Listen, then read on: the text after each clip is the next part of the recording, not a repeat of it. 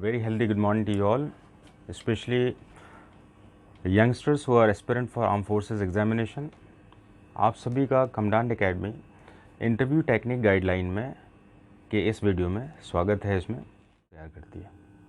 आप मेरे पीछे जो बोर्ड में देख रहे हैं जो फोटोग्राफ्स, ये इंडिया के जितने भी फोर्सेस हैं, पैरामिलिट्री और मिलिट्री फोर्सेस हैं, इन सभी विंग्स में हमारे ऑफिसर्स जो हैं उनके मैंने एक सिर्फ सिंबल लगा रखे हैं। इसमें army, navy, air force, coast guard, BSF, ITBP, CISF, SSB, ये सभी सेगमेंट के ऑफिसर्स हमारे पास यहाँ से तैयार हो चुके हैं।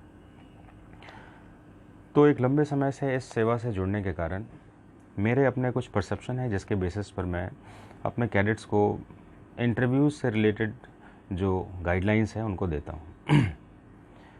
देखिए, एक बात हमेशा ध्यान रखना होता है इसमें कि when you are talking about higher examination which includes interview, जिसके मार्क्स आपके सिलेक्शन के लिए काफ़ी इंपॉर्टेंट होते हैं, तब हमारे पर्सनालिटी का जो पार्ट होता है वो काफ़ी एक इम्पॉर्टेंट रोल प्ले करता है।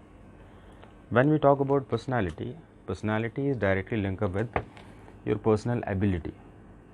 तो हम इंटरव्यू की शुरुआत जो है कुछ बेसिक गाइडलाइंस पे करेंगे, जो कि बेसिक क्वेश्चंस हमारे स्टूडेंट्स के रहते हैं कि इंटरव्यूज़ में हमें कौन कौन सी बातों का ध्यान रखना है और किस पैरामीटर्स पर अपनी तैयारी करनी चाहिए। खासकर वो कैंडिडेट्स जो अभी इंटरव्यूज़ के लिए तैयारी कर रहे हैं और किसी कारण से, लॉकडाउन के कारण जो है अभी उनके इंटरव्यू शेड्यूल जो हैं आने वाले समय में डेट्स अलॉट्स हो जाएंगे। तो इंटरव्यूज़ के लिए कुछ बेसिक पैरामीटर्स हैं जिनको मैंने पॉइंट आउट किया हुआ है, जिस पे आप अपने प्रिपरेशन को थोड़ा सा एम्फसाइज कर सकते हैं। Number 1, what is interview. Languages से रिलेटेड कुछ क्वेश्चंस होते हैं। नेक्स्ट, आपके कंपोनेंट्स कौन से होने चाहिए इंटरव्यूज़ के लिए। नेक्स्ट, क्वेश्चंस के टाइप्स कैसे पूछे जाते हैं इसमें। हॉबी से रिलेटेड कैसे क्वेश्चंस होते हैं। शॉर्ट, स्ट्रेंथ, वीकनेस से रिलेटेड क्वेश्चंस कैसे हैं। SEZ से रिलेटेड क्वेश्चन कैसे हैं। सोशियो इकोनॉमिक जोन से रिलेटेड क्वेश्चन कैसे हैं। और आपके कौन से फर्स्ट इंप्रेशन के पार्ट हैं जिसके कारण जो है आपका इंटरव्यूइंग ऑफिसर जो है आपको इसमें जो है थोड़ा सा स्केलिंग में आपको अपग्रेड करता है इसमें। So let's start with introduction of the interview. So gentleman, as we know the word interview, actually it is associated with inter plus view. It means that आपके अंदर जाकर आपकी विशेष जानकारी को पता करना, ये इंटरव्यू होता है। इसमें बहुत सारे कैंडिडेट जो है इसकी तैयारी में इस वर्ड को जानने के बाद भी इसको समझ नहीं पाते। वो सोचते हैं क्वेश्चन पूछा जाएगा और मुझे उसका आंसर देना है, तो फिर ये क्वेश्चन आंसर राउंड हो गया। फिर इंटरव्यू क्यों हुआ। इंटरव्यू का मतलब आपके अंदर जाकर, यानी आप जो भी आंसर्स दे रहे हैं उसका एक वेरिफिकेशन नॉर्म होगा। इसमें कुछ अलग से क्वेश्चंस भी होंगे जो आप बोल रहे हैं वो सही भी है कि नहीं। फॉर एन एग्जाम्पल, जैसे मान लेते हैं कि अगर आपने कहा कि playing football is my hobby, तो आपके डेली रूटीन में वो हॉबी है कि नहीं उसको थोड़ा सा चेक कर लेते हैं। तो कहने का मतलब ये हुआ कि आप क्वेश्चन और आंसर नहीं दे रहे हैं, आप अपने आप को पूरी तरह से उस पूरे फॉर्मेट के साथ एसोसिएट कर रहे हैं। तो हम इंटरव्यू के साथ इंटरव्यू के इंट्रोडक्शन को समझ रहे हैं। जब हम इंटरव्यू की बात करते हैं तो सबसे पहला वर्ड आता है, ये इसको पर्सनालिटी टेस्ट भी कहा जाता है। तो what actually means personality. Personality word literally means personal plus ability. Personal ability, व्यक्तिगत क्षमता के आधार पर आपका पर्सनालिटी बनता है। हर एक व्यक्ति अपनी व्यक्तिगत क्षमता के आधार पर जाना जाता है। तो यहाँ पर तैयारी के दौरान जो है जनरली जो आंसर शेयर किए जाते हैं किसी के साथ भी, ऐसा ज़रूरी नहीं है वो आंसर जो है सभी के साथ एसोसिएट करें। इसलिए जो भी कैंडिडेट्स इंटरव्यू के लिए अपने आप को तैयार कर रहे हैं वो किसी भी क्वेश्चंस को किसी दूसरे के साथ पूछे गए क्वेश्चंस को अपने साथ एसोसिएट मत करें। हो सकता है क्वेश्चंस उनके लिए वैलिड भी ना हो। जैसे what is the sauce for a goose is not the sauce for the gander. वो thing is appreciable for one human being under the same circumstances, it is not possible that it is to be implicable for the other person. एक विशेष परिस्थिति में जो चीज़ किसी पर लागू होती है उसी स्थिति में दूसरे पर लागू हो, ऐसा आवश्यक नहीं है। इसलिए क्वेश्चन और उसके आंसर की कॉपी करने से बचें, क्योंकि आपकी पर्सनल एबिलिटी दूसरे की पर्सनल एबिलिटी से थोड़ी सी डिफ़र होती है और इसलिए जो है इन चीज़ों का विशेष ध्यान रखें। तो हमने यहाँ पर पर्सनालिटी की बात की। नेक्स्ट हमारे पास जो कंसर्न आते हैं लैंग्वेजेस से रिलेटेड, क्योंकि आपका बाइलिंगुअल इंटरव्यू होता है, specially I am talking about UPSC CAPF interview. SSB तो इंग्लिश में होता है आपका, लेकिन यूपीएससी सीएपीएफ इंटरव्यू बाइलिंगुअल होता है। इसमें हिंदी और इंग्लिश दोनों ही ऑप्शंस हैं आपके, जिसमें आप अपने इंटरव्यू को डिलीवर करते हैं। इसमें हमें एक बात का ध्यान रखना होगा, मेरे पास बहुत सारे ऐसे कैडेट्स हैं, मैं अपने उन कैडेट्स के बातों को थोड़ा सा एक्सप्लेन करना चाहूँगा इसमें, जिन्होंने अपने डीएफ डिटेल एप्लीकेशन फॉर्म में हिंदी को ही अपना प्रीफर्ड लैंग्वेज वो किया था, क्योंकि आपके लैंग्वेज चॉइस दिए जाते हैं इसमें। और हिंदी को देने के बाद भी इंटरव्यूइंग ऑफिसर्स ने, खासकर प्रेसिडेंट जो होते हैं, वो इंग्लिश में भी आपकी जानकारी को चेक करते हैं। यानी कि आपको थोड़ा सा बाइलिंगुअल अपने अप्रोच को डेवलप करना होगा। खासकर अपने इंट्रोडक्शन पार्ट में थोड़ा सा आपको बाइलिंगुअल होना चाहिए। जैसे कि अपने बारे में कुछ बताएं, टेल मी अबाउट योरसेल्फ, ये दोनों ही पार्ट इंग्लिश और हिंदी दोनों में तैयार करना चाहिए। एक ऐसा ही कैडेट था मेरा ये, जिसको हिंदी में ही इंटरव्यू देना था, और उसने हिंदी में जब इंटरव्यू देना स्टार्ट किया तो उसके इंटरव्यूइंग ऑफिसर ने पूछा कि gentleman, I want to hear it in English, try to speak in English. तो उसने कहा कि सर मैं हिंदी में बोलना चाहूँगा। तो उनसे ये कहा गया इसमें कि अगर मान लीजिए आपकी पोस्टिंग ऐसी जगह कर दी जाए जहाँ पर आपका या आपके जो जवान हैं, आपके जो सबॉर्डिनेट्स हैं, वो आपके इस मदर टंग को नहीं समझते हैं, वो इंग्लिश को समझते हैं, तो फिर आप उनको अपने ऑर्डर्स को कैसे एग्जीक्यूट करेंगे। इस बात का थोड़ा सा ध्यान रखना है।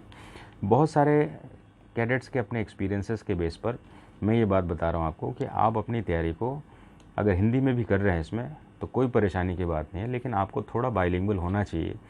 खासकर अपने इंटरव्यू के इंट्रोडक्शन पार्ट को थोड़ा सा तैयार कर लीजिएगा कि आप अपने इंट्रोडक्शन पार्ट को इंग्लिश में कैसे दे पाएँ। तो लैंग्वेज से रिलेटेड हमने भी बात की इसमें। नेक्स्ट है आपका फर्स्ट इंप्रेशन से रिलेटेड मैं बात करूँगा। बड़ा ही एक इम्पॉर्टेंट थॉट है, you can not get the second chance for your first impression. सुना होगा, सभी ने सुना होगा। फर्स्ट इंप्रेशन होता क्या है, इसके बारे में थोड़ी सी जानकारी शेयर करूँगा। आप लोग तैयारी कर रहे होंगे, आपके पास बहुत सारी जानकारी होगी इसमें। ये जानकारी मैं एक प्रोफेशनल की तरह से दे रहा हूँ आपको, किस तरीके से वेरियस इंटरव्यूज़ में वेरियस बोर्ड मेंबर्स के द्वारा ये एक्सपेक्टेशन की जाती है और क्या परसीव किया जाता है, वो एक जर्नल परसेप्शन को मैंने बनाकर बताया।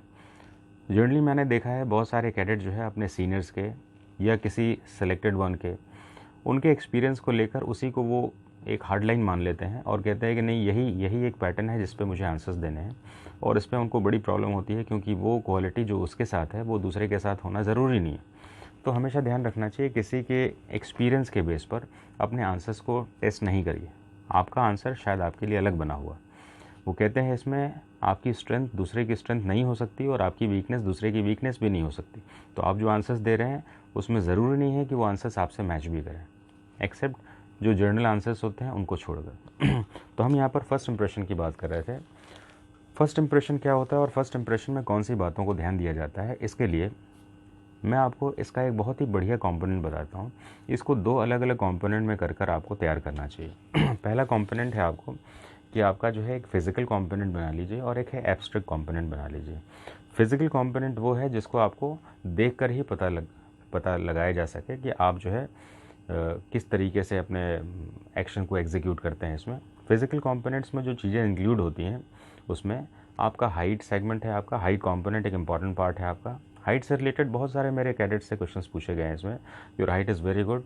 तो ऐसे हाइट का जो सेगमेंट होता है उसमें हाइट कितनी है आपकी, और हाइट के साथ स्पोर्ट्स का एसोसिएशन, वो सब भी कुछ चीज़ों को मैच कर लिया जाता है कभी कभी। तो ये आपके फिजिकल कंपोनेंट से हम बात कर रहे हैं। आपका हाइट कंपोनेंट हो गया आपका।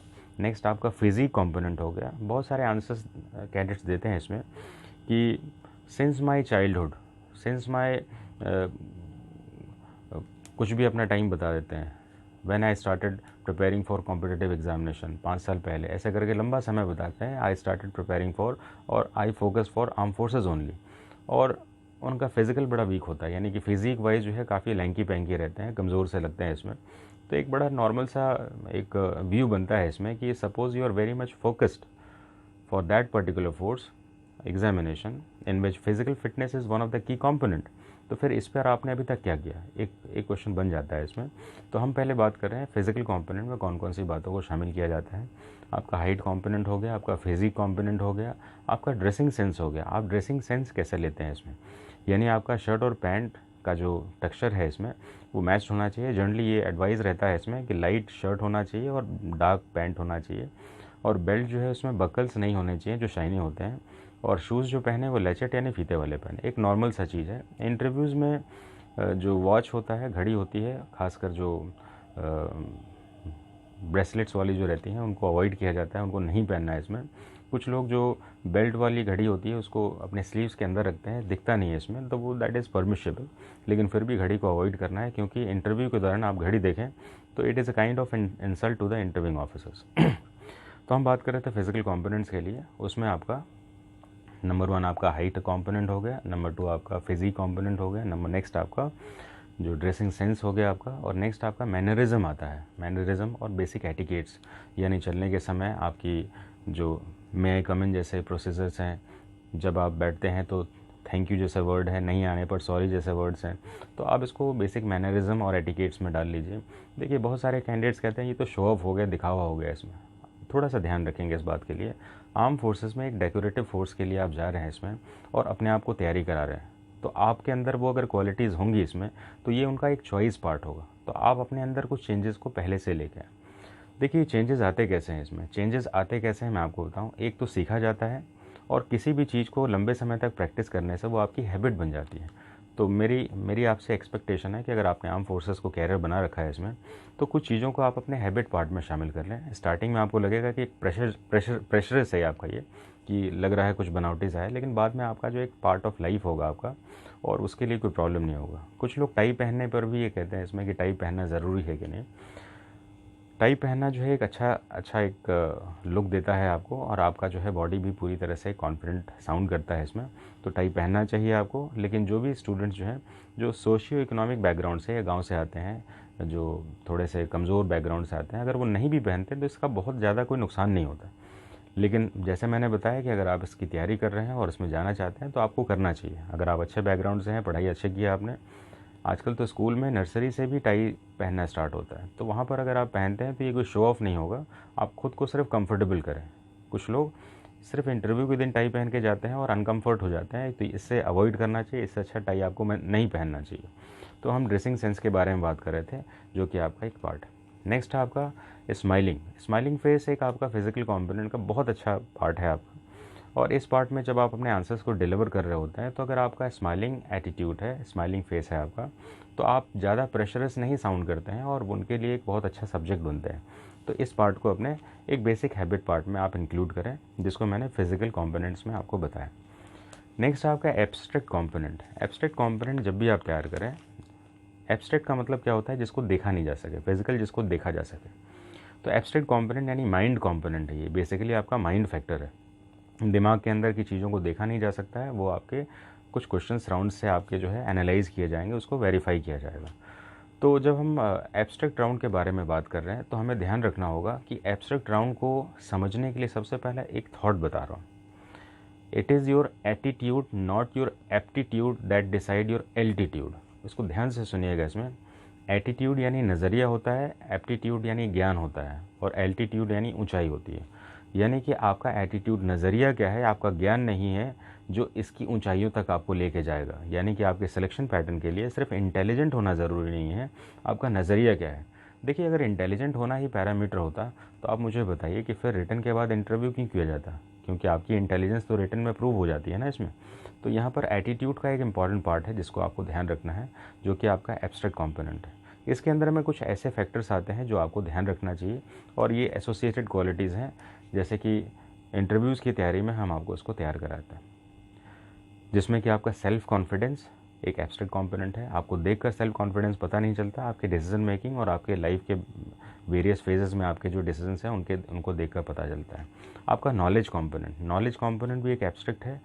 जो भी आपके ग्रेजुएशन से पेपर है, करंट अफेयर्स से पेपर है, या कोई ऐसे क्वेश्चन जिस पर आपके परसेप्शन की डिमांड हो, जैसे कि मान लेते हैं अभी रिसेंट में इंडो चाइना डिस्प्यूट जो है, फेस ऑफ जो है अभी लद्दाख में इंडियन आर्मी और पीपल लिबरेशन आर्मी जो है वहाँ पर चाइना की, वहाँ दोनों ही फेस ऑफ सिचुएशन पर हैं। तो ऐसे सिचुएशन पे आपके कमेंट्स, यानी कि ऐसे आपके एक डिस्क्रिप्टिव से आंसर्स मांगे जाते हैं कि आपका जो है आपका बेसिक कंपोनेंट क्या है, इंटेलिजेंस कंपोनेंट क्या है इसमें। तो आपका जो नॉलेज पार्ट है वो आपका खुद अर्न क्वालिटी होता है, जिसको आपने कमाया है इसमें। तो इसलिए इस सेगमेंट को आप आराम से पढ़ सकते हैं। रेगुलरली न्यूज़पेपर को ज़रूर पढ़ें। इसके करंट अफेयर्स के पार्ट में, जिसमें नेशनल, इंटरनेशनल, स्पोर्ट्स और आप जिस स्टेट से आते हैं उस पार्ट को थोड़ा सा कवर करके रखें। डेली लिखिएगा ताकि आपके ब्रेन में ये इम्प्रेशन में चला जाए। क्योंकि जनरली क्या होता है, हम बहुत सारे इन्फॉर्मेशन जब सुन रहे होते हैं तो हमारे दिमाग से वॉश आउट भी जल्दी होता है ये। तो अगर हम इसको लिख लें कहीं पर ये, तो मुझे लगता है कि इसको आप लॉन्ग टर्म रिटेन कर सकते हैं और रिटेनिंग कैपेसिटी आपकी बढ़ जाती है लिखने से इसमें। तो हम बात कर रहे थे कुछ फिजिकल कंपोनेंट के लिए और एब्स्ट्रैक्ट कंपोनेंट के लिए, जिसमें कि हमने नॉलेज के बारे में बात किया, सेल्फ कॉन्फिडेंस और आपके एटीट्यूड के बारे में बात किया। इंटरव्यू में आंसर्स को थोड़ा सा प्रिसाइज में देना, ये एक बहुत अच्छा कंपोनेंट होता है। कभी कभी कुछ कैंडिडेट जो है आंसर को बहुत लेंदी वे में लेके जाते हैं, जिससे इंटरव्यू बोर्ड जो है वो इरिटेट होता है और आपके आंसर्स के बीच में ही आपको इंटरवीन करता है दूसरे क्वेश्चन के लिए, जिससे आपका कॉन्फिडेंस ब्रेक हो सकता है।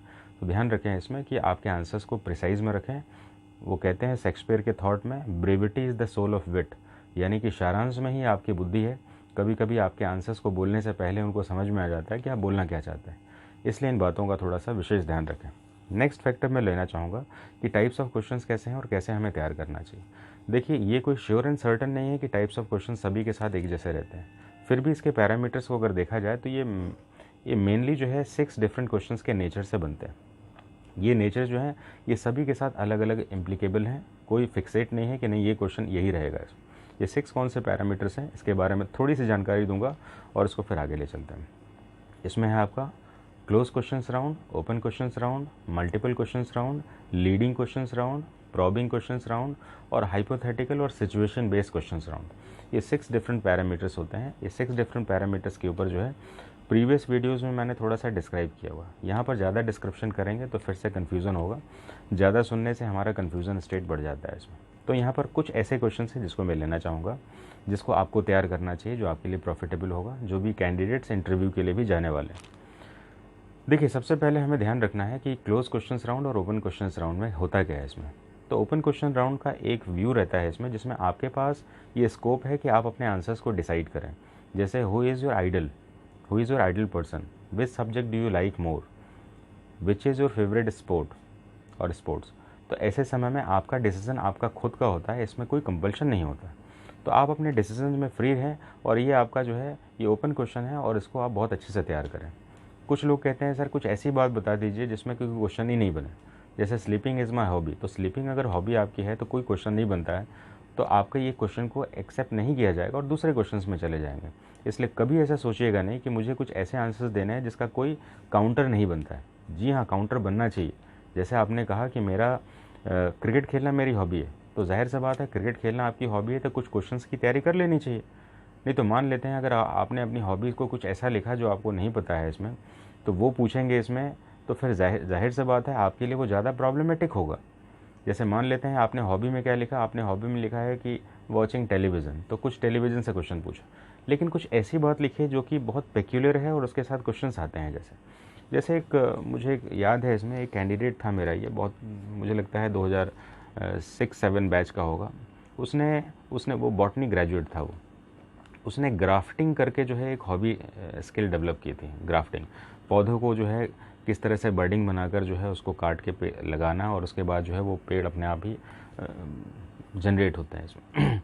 तो ये वाली हॉबी जो थी जब उसका मैंने इंटरव्यू लिया था, काफ़ी लंबा हो गया है तो समय इसमें, तब उसने जब इसको बताया था इसमें, तब मैंने इसके क्वेश्चंस को क्लैरिफाई किया था और वो बड़ा इंटरेस्टिंग साउंड किया था। तो कुछ पैरामीटर्स मैंने इसके डिस्कस किए थे कि इन पैरामीटर्स में तैयार कर लो।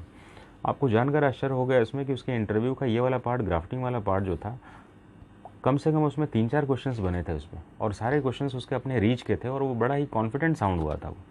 तो ऐसे क्वेश्चंस बनते हैं हमारे। एक और कैंडिडेट का एग्जांपल लेना चाहूँगा, अनुज कुमार का। देखिए, बड़ा ही प्यारा स्टूडेंट है मेरा, ये पीछे अनुज है इसमें। 2007 बैच का अनुज हमारा था। उसने अपनी हॉबीज़ के पार्ट में एक तैयारी की थी। हॉबीज़ में उसका था देशभक्ति गाने गाना। तो जब गाने के लिए कहा तो पूरे गाने याद नहीं थे, तो उसकी तैयारी हमने कराई थी। तो देशभक्ति गाने को उसने याद कर लिया और इंटरव्यू में पूछा उसको कि आपकी हॉबी देशभक्ति गाना, कुछ अलग सा साउंड करता है ना ये, तो जो अलग सा साउंड करता है वो इंटरव्यू के क्वेश्चन जनरली एक्सप्लेन करने के लिए पूछ लिए जाते हैं। तो उसने एक रिक्वेस्ट किया कि सर मैं चाहूँगा अपने इस देशभक्ति गाने को पूरा ही गाना चाहूँगा, अधूरा गाने से इसका अपमान मानता हूँ। तो इंटरव्यू बोर्ड फंस गया था और उसको कम से कम 4-5 मिनट तो पूरा गाने के लिए ही दे दिया था। मेरे वतन के लोगों था, मुझे याद है अच्छे से ये, क्योंकि यहाँ पर उसने 15 अगस्त के दिन भी हमारे पास इस गाने को जो है गाया हुआ था। तो ऐसे बहुत सारे सेगमेंट है जिसको आप अपने ओपन क्वेश्चंस राउंड में अगर रख लें इसमें, तो आपका इंटरव्यू आपके कंफर्ट जोन में चला जाता है। क्लोज क्वेश्चंस वो हैं जहाँ पर आप रिस्ट्रिक्टेड हैं, जिसमें कि आपका एजुकेशन बैकग्राउंड से रिलेटेड क्वेश्चंस होते हैं, ऑनर्स पेपर से रिलेटेड क्वेश्चंस हैं और करंट अफेयर्स से रिलेटेड क्वेश्चंस हैं। यहाँ पर आपका कोई फ्रीडम नहीं चलता है इसमें। आप अगर चाहेंगे भी तो नहीं कह सकते हैं कि ये चीज़ क्या है, हिस्ट्री के फादर कौन है, तो आप अपने मन से नहीं बता सकते। तो हमें ध्यान रखना चाहिए कि इन क्वेश्चंस के राउंड में आपके पास जो ऑप्शन है वो ओपन क्वेश्चन राउंड के हैं और उसको बहुत अच्छे से तैयार करिए। आपके इंटरव्यू का एक अच्छा सा पार्ट यानी लैंड शेयर जो होगा वो आपके फेवर में जाएगा इसमें।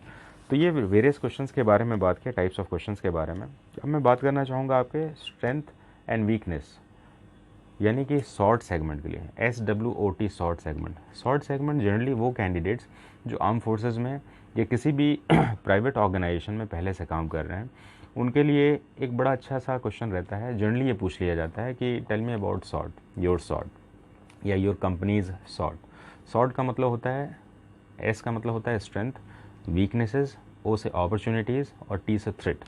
तो हमें कौन सी बातों को स्ट्रेंथ, वीकनेसेस, अपॉर्चुनिटी, थ्रेट में रखना चाहिए, ये भी बड़ा इंपॉर्टेंट सा एक की प्ले करता है आपके सिलेक्शन के लिए। तो हमें अपने स्ट्रेंथ में जो है कुछ ऐसी बातों को शामिल करना चाहिए जो कि आपके आर्म फोर्सेस के साथ एसोसिएटेड है। मान लेते हैं कि अगर आपने कहा कि you are a bit more responsible, आपकी ज़िम्मेदारी वाली एहसास जो है आप में ज़्यादा है। देखिए ऐसा बोलने से नहीं होगा, कुछ एग्जांपल्स और अपने लाइफ के साथ एसोसिएट भी करना होगा इसकी प्रैक्टिस करनी होती है थोड़ी सी। ये नहीं कि हमने सिर्फ क्वालिटी बोल दी और बाद में इसका बिहेव फॉर्म जब पूछा तो आप उसको सॉरी बोल रहे हैं। तो कौन सी ज़्यादा एक्सेप्टेड है, मैं सिर्फ उसकी बात कर रहा हूँ, वो तो बाद में इसको एक्सप्लेन करने का फैक्टर होगा। तो मान लेते हैं आपने बताया कि रिस्पॉन्सिबिलिटी फैक्टर आप में ज़्यादा है, आपकी स्ट्रेंथ है इसमें।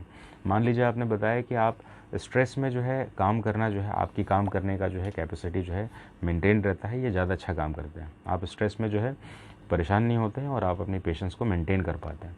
कुछ ऐसी बातें जो कि आर्म फोर्सेस के साथ एसोसिएटेड भी हैं और आपके वो फैक्टर्स को भी बताती हैं। कुछ लोग जब ये आंसर्स दे रहे होते हैं तो उसका कोई प्रैक्टिकल इम्प्लीकेशन नहीं रखते। यहाँ पर ध्यान रखना चाहिए, उसके लाइफ में अपने एसोसिएशन रखिएगा ज़रूर।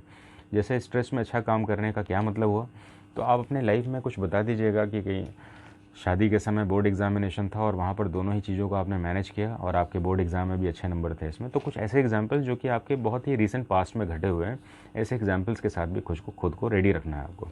तो हम यहाँ पर स्ट्रेंथ एंड वीकनेसेस में स्ट्रेंथ के बारे में बात कर रहे थे।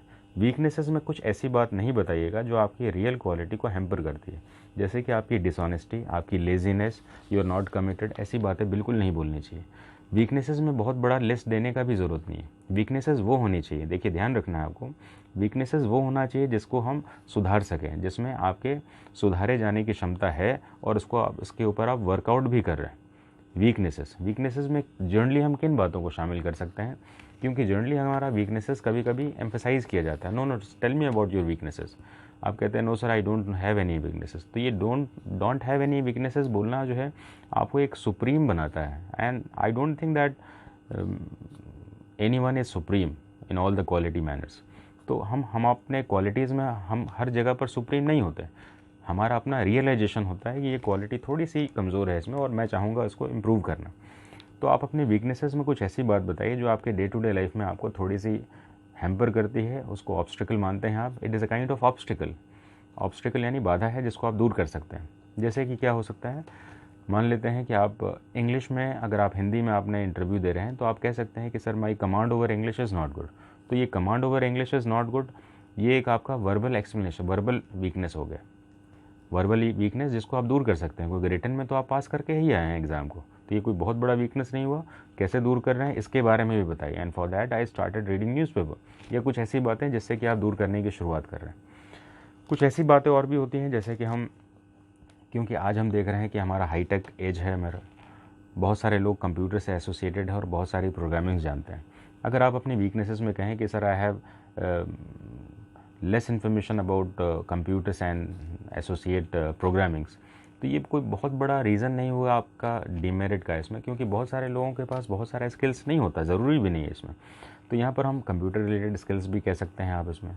नेक्स्ट है, क्योंकि आजकल जो कैडेट्स हैं, स्टूडेंट्स हैं, बहुत सारा समय पढ़ाई पे देते हैं, तो उनका अपना फैमिली के साथ बॉन्डिंग भी थोड़ी सी वीक रहती है। तो ये एक और भी एक अच्छा फैक्टर बन सकता है इसमें। अगर आप कहें इसमें कि sir what I feel that I give less time to my parents और family members that I would like to improve it. क्यों देते हैं लेस टाइम? क्योंकि आप अपनी पढ़ाई में एंगेज हैं। क्योंकि एक पॉजिटिव पार्ट का ही दूसरा नेगेटिव होता है। तो अगर ऐसे क्वेश्चंस को अगर आप बैलेंस करें तो आपका स्ट्रेंथ एंड वीकनेसेस जो है एक बहुत अच्छा सेगमेंट होगा। अपॉर्चुनिटीज़ और थ्रेट जो है स्पेशली उनके लिए होता है इसमें जो किसी भी प्राइवेट जॉब में, ऑर्गेनाइजेशन में, आर्म फोर्सेस के दूसरे एंट्रीज़ में काम कर रहे हैं और उनकी अपॉर्चुनिटीज़ और थ्रेट उनके साथ जरूर जुड़ी हुई रहती है। तो ये एक स्पेसिफिक सेगमेंट है जो अलग अलग सेगमेंट से आते हैं, उनके साथ अपॉर्चुनिटीज़ और थ्रेट भी है। अब मैं बात करूँगा सोशियो इकोनॉमिक जोन। ये भी एक इम्पॉर्टेंट पैटर्न है आपका। जैसे कि हमें पता है कि यूपीएससी सीएपीएफ इंटरव्यूज़ में आपके रिजर्वेशन का पैरामीटर है इसमें।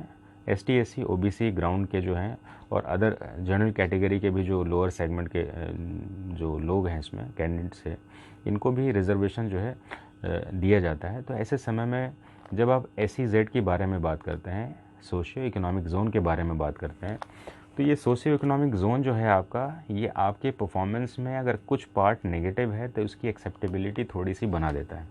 तो यहाँ पर ध्यान रखें इसमें, अगर आपके फैमिली बैकग्राउंड में अगर कुछ फादर हैं, वीकनेस है कुछ आपकी अर्निंग में कुछ प्रॉब्लम है, फिर भी आपने एग्ज़ाम को कम्पीट किया है इसमें, तो आपकी क्रेडिबिलिटी मानी जाती है, आपकी उपलब्धि मानी जाती है। तो ये वाला एक सेगमेंट ज़रूरी है इसमें। जनरली वो कैंडिडेट्स जो कि थोड़े कमज़ोर साउंड करते हैं, अगर उनका SEZ के साथ उनके साथ एसोसिएट कर दिया जाता है, तो मुझे लगता है कि मेरे अपने एक्सपीरियंस पे बता रहा हूँ मैं इसमें, लोगों को अपने अपने एक्सपीरियंसेस होंगे, तो जो सोशियो इकोनॉमिक बैकग्राउंड से थोड़े से वीक आते हैं, अगर उनके पास सिर्फ उनके फ़िज़िकल फैक्टर पर थोड़ा सा अगर काम कर दें इसमें, फ़िज़िकल फैक्टर कौन से हैं, जैसे मैंने बताया आने जाने का तरीका और स्टार्टिंग में इंट्रोडक्शन देने का तरीका, तो फिर आपके SEZ पार्ट से जो है बहुत सारे सेगमेंट्स जो हैं वो थोड़े से कॉम्प्रोमाइज़ हो जाते हैं। हाँ भाई, लड़के ने इतना मेहनत करके इतना तक किया है अचीव इसमें, तो ज़ाहिर सी बात है कुछ क्वालिटी है। अच्छा, SEZ को एक मैं एग्जांपल से आपको मैं समझा सकता हूँ, थोड़ा सा खुद समझिएगा। मान लेते हैं एक IAS ऑफिसर का बेटा एक IAS बन जाता है और एक किसान का बेटा भी IAS बन जाता है, दोनों के ही बच्चे IAS बनते हैं, तो फिर भी हीरोइज़म किस में ज़्यादा है, किसान के बच्चे में कि IAS के बच्चे में? ऑब्वियसली आप कहेंगे किसान के बच्चे में, क्योंकि उसने एडवर्सिटी के साथ अचीवमेंट ली है ना इसमें।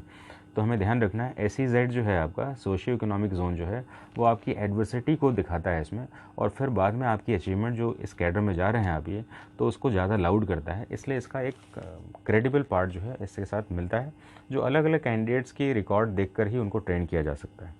तो यहाँ पर कुछ ऐसी एडवाइस के बारे में हमने बात की इसमें, जो कि आने वाले समय में आपके जो एग्ज़ाम होने वाले हैं उस पर आप फोकस करेंगे इसमें। एक लास्ट फैक्टर मैं देना चाहूँगा इसमें, ज़्यादातर कैंडिडेट्स जो कि इंटरव्यू की तैयारी करते हैं वो जनरली जो है अपने फ्रेंड्स के साथ इंटरव्यू शेयर करते हैं, इंटरव्यू 1 बाय 1 करके वो अपने आंसर शेयर करते हैं इसमें।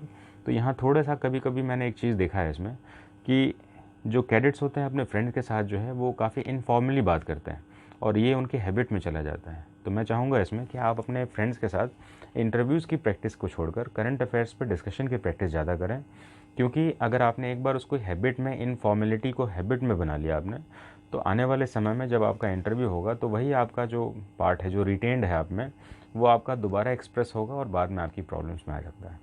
तो फ्रेंड्स के साथ भी कर रहे हैं तो अगर आपके सिंसेरिटी है तो ध्यान रखें इस बात को। अगर आपके आंसर्स आपको नहीं पता है, it is better to say sorry. Sorry is one of the best answer, because sorry is being used by those who are a bit more confident than the simple person. तो हमें ध्यान रखना चाहिए कि अगर आंसर्स नहीं आए तो सॉरी जैसे शब्दों का सहारा लें instead of beating about the Bush. कभी कभी इंटरव्यू में कैंडिडेट्स जो हैं वो बहुत सारे कुछ भी आंसर्स दे देते हैं कि चलो मैंने 10 में से 10 आंसर्स दिए। ज़रूरी नहीं है 10 में से 10 आंसर्स, 10 में से आप 5 दीजिए और पाँचों बहुत अच्छे तरीके से दीजिए, आप देखेंगे आपका इंटरव्यू बहुत अच्छा जाएगा। और हमेशा ध्यान रखिए सेल्फ कॉन्फिडेंस पे कभी कॉम्प्रोमाइज़ मत करिएगा। सेल्फ कॉन्फिडेंस यस, अगर आप जानते हैं, हाँ मैं जानता हूँ इसको, तो इन बातों का कुछ विशेष ध्यान रखें। कभी कभी इंटरव्यूइंग बोर्ड जो है आपको आपके इस कॉन्फिडेंस से आपको डिस्टेबलाइज भी करते हैं। मैं आपको एक एग्जांपल देना चाहूँगा। 2007 बैच के एक लड़का था अश्वनी। देखिए अश्वनी अभी हमारा BSF में जो है DC है भी, 2IC भी बनने वाला है इसमें। तो जाहिर सी बात है ये एग्जाम्पल मैं नाम के साथ दे रहा हूँ, तो आप इसमें ज़्यादा ध्यान से देख सकते हैं इसको। अश्वनी क्योंकि बिहार से था और जब उसके बोर्ड मेंबर्स ने पूछा कि बिहार काफ़ी करप्ट है और आप एक करप्ट स्टेट से आते हैं, आप क्या कहेंगे इसमें, तो उस बच्चे ने कहा नहीं सर ऐसी कोई बात नहीं है, एक्सेप्शंस हर एक जगह पर होते हैं, हर एक राज्य में। अरे तुम मुझे सिखाओगे कि कौन सा क्या एक्सेप्शन है इसमें। उस बच्चे को काफ़ी डीमोरलाइज़ किया गया क्योंकि आप बिहार से हैं, लेकिन लास्ट तक बच्चे ने कहा कि no sir actually it is not like that. और उसने अपने आंसर्स को बिल्कुल एकदम एक जैसा रखा, परसिस्टेंट रखा उसमें, और उसने अपने आंसर्स को चेंज नहीं किया और बोर्ड मेंबर्स की इस बात को एक्सेप्ट नहीं किया कि नहीं, बिहार एक ख़राब जगह है और एक करप्ट जगह है। और बाद में जब उसने इंटरव्यू के बाद कहा कि सर मेरा जो है इंटरव्यू बहुत बेकार गया था, मैं तो आने के बाद बहुत फ्रस्ट्रेट हो गया था, तो मैंने कहा देखिए आपका इंटरव्यू गलत ही नहीं था, इसमें आपके तरीके को पूछा गया था। और बाद में जब उसका सिलेक्शन हुआ, उसका चॉइस ब्रांच था बीएसएफ इसमें, तो बहुत खुश हुआ उसमें कि आखिर मुझे नंबर मिला क्यों, क्योंकि वो परसिस्टेंट था अपनी अपनी बेसिक सेगमेंट को लेकर। मैं कॉन्फिडेंट हूँ कि people of Bihar are not bad. जो एक्सेप्शंस बने हैं वो एक्सेप्शंस हर जगह पर हैं, और ये बिहार के साथ ही नहीं है। तो ऐसी चीज़ों पर कभी कभी इंटरव्यूइंग ऑफिसर्स जो है आपके थोड़ा सा जो है आपको डाइवर्ट करने की कोशिश करते हैं कि आप अपने आंसर्स पे परसिस्टेंट है कि नहीं, क्या इसको फिकलनेस के साथ अपने आंसर्स को दे रहे हैं, बार बार चेंज कर रहे हैं इसमें। तो इन बातों का विशेष ध्यान रखें। मुझे उम्मीद है कि आपको जो है ये एडवाइस आपको आपके लिए प्रॉफिटेबल होगा। Thank you. जय